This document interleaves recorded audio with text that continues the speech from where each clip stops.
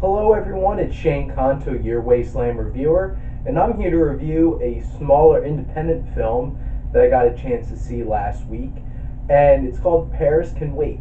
And this film is about a woman, played by Diane Lane, whose husband Alec Baldwin is a film producer, and he's super busy doing his thing, and she feels kind of neglected, and you get that sense that she feels underappreciated, and he's so caught up in his own life and she needs to get to Paris to meet up with him and his business partner, who is a Frenchman played by Arnaud Viard, and he offers to drive Diane Lane to Paris.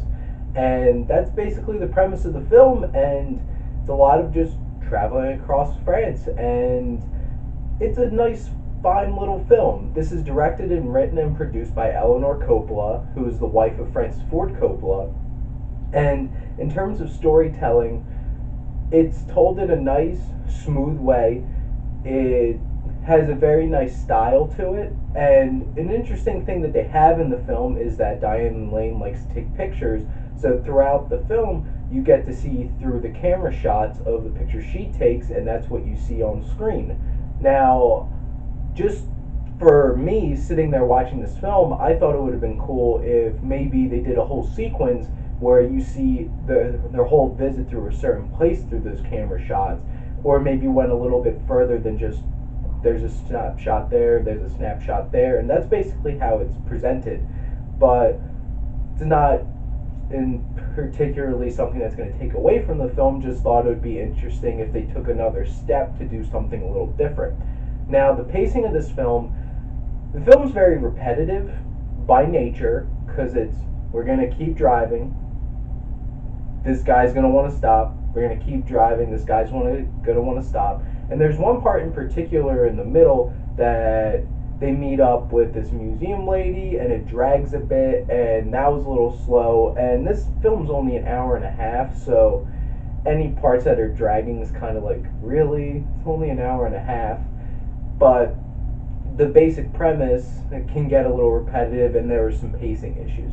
In terms of the tone, it has a very consistent tone, and there are some moments where they hit pretty deep with certain things, and that maybe weren't wholly expected, and I don't know how well they handled those particular moments in the film. They felt a little, a bit jarring, but overall this film does hit you on a emotional level and really gets you thinking about your relationships and the people that you love and you interact with, and it's like, how healthy are those relationships? And I thought that was a powerful part of the film, and honestly, I was really thinking about, after the film ends, where's the story gonna go? Because it does end in a part where it's a bit ambiguous, and it actually works for this film and really gets you thinking about it. And the fact that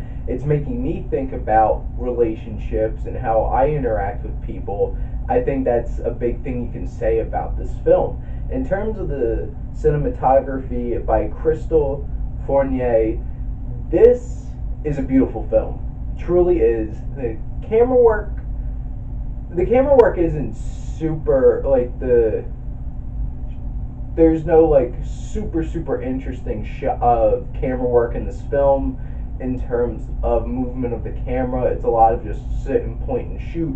But the framing of everything in this film nonstop looks like a portrait, and I really enjoy that. There's a lot of driving sequences and seeing landscapes, and basically I made a joke to my girlfriend who I saw this with that this is basically food porn, this movie, because literally everywhere they go they gotta eat, because Jacques, this Frenchman, just loves food, and everywhere you have to go you have to eat the French food there, and he talks it up so much. That's a big part of his character.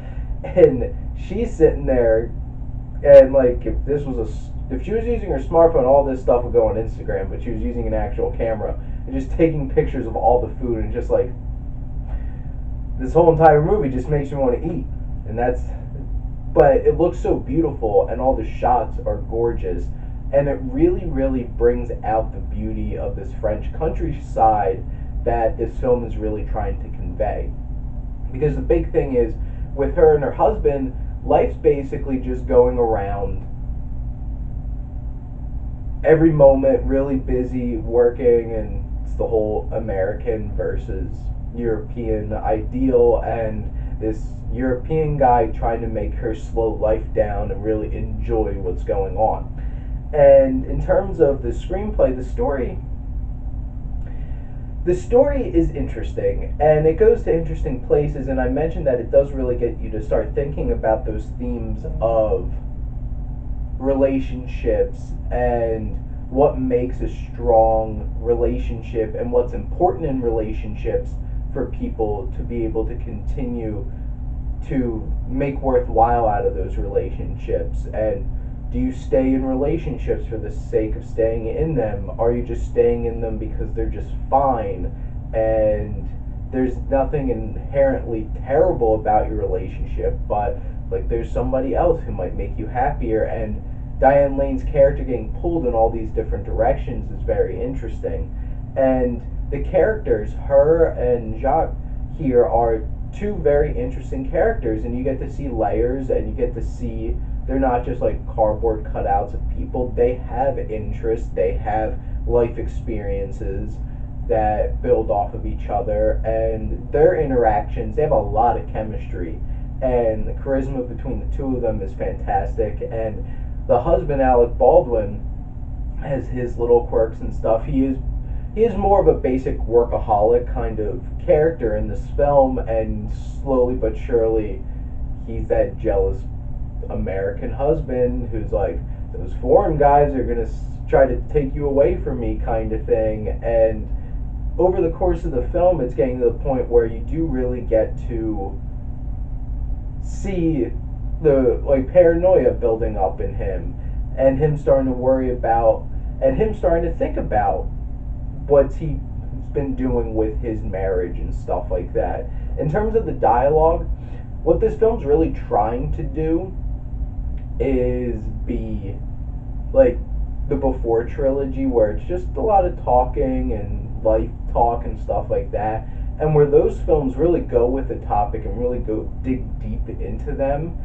This film has moments like that, but unfortunately there's also moments where they just throw out this question, and it's just like, oh, and you get an answer, and that's boom, and then it's done. And it's just like, what was the point of bringing up like a serious topic like that if you're just gonna skate right over it?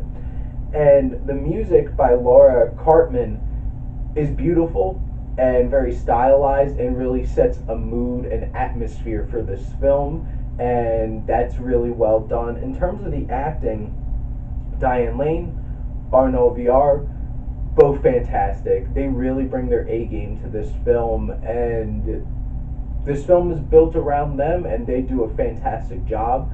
And then Alec Baldwin, for honestly, he's on screen for maybe 5 minutes and then over the phone a couple times, so he's not somebody that's like so really there in front of the camera and stuff like that, but he does a really good job with what he has to do in this film.